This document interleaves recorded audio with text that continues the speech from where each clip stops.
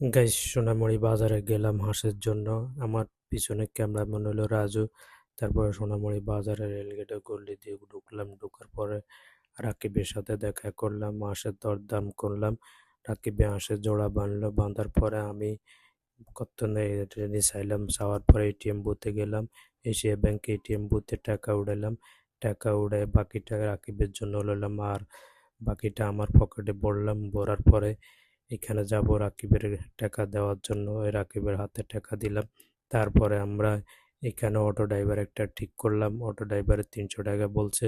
তো যাক, 300 টাকায় আমরা অটো ড্রাইভারের কথায় রাজি হলাম। 300 টাকা দিয়ে উঠালাম। অটো ড্রাইভার আমাদেরকে হাঁসগুলা হেল্প করছে, উনি সহ আমাদেরকে উড়ে দিছে।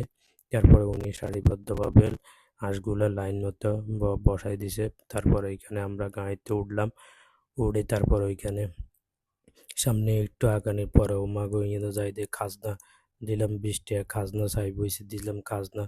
খাজনার জন্য বাজনা বেশি। তারপরে এখান দিয়ে রেলগেটে দিয়ে যাইয়া তারপরে ওইখান দিয়ে আসলাম।